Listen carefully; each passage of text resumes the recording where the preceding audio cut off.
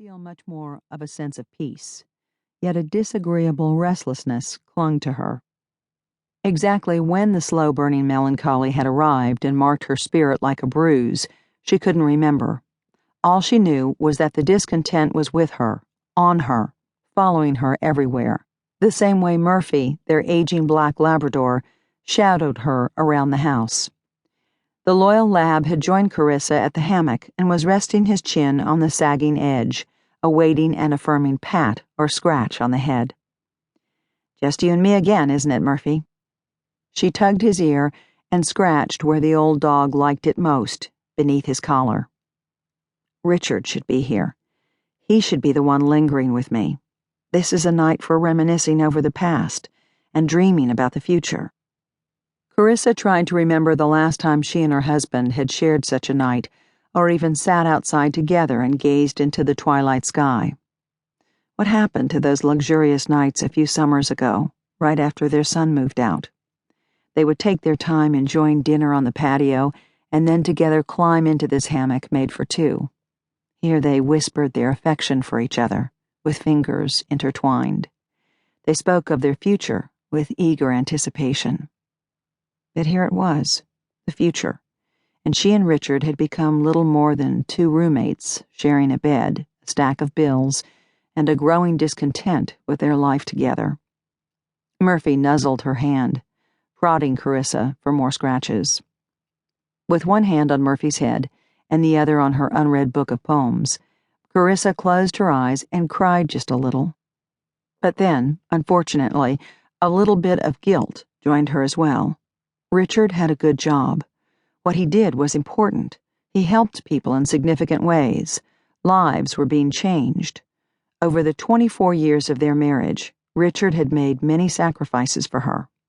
Why was it so hard for her to concede to this small sacrifice and find a way to keep content the 3 nights per week that Richard worked late? Her life was far too good for her to feel sorry for herself over this.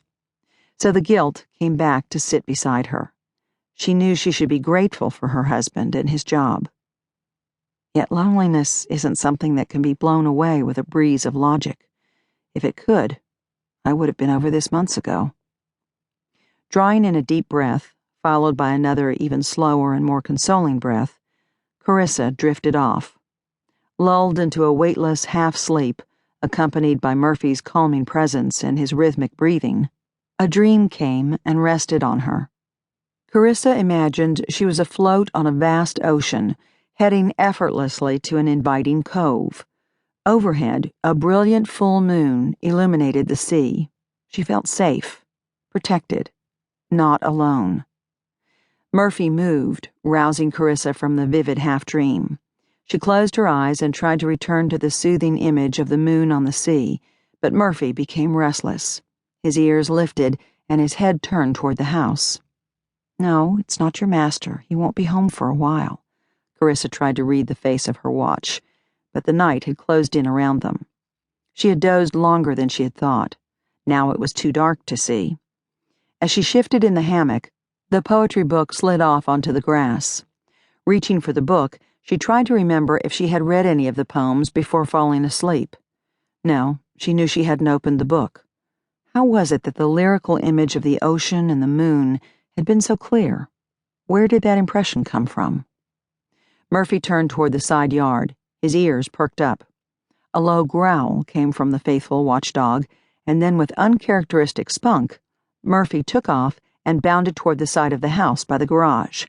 He let out a bark and then growled at the closed gate, barking in a long succession the way he used to bark at the UPS man years ago, when the dog was still young and suspicious. "What is it, Murphy?" Carissa rolled out of the hammock and headed for the nearby gate. Did a rabbit slide under the fence? The security light blinked on. Carissa froze.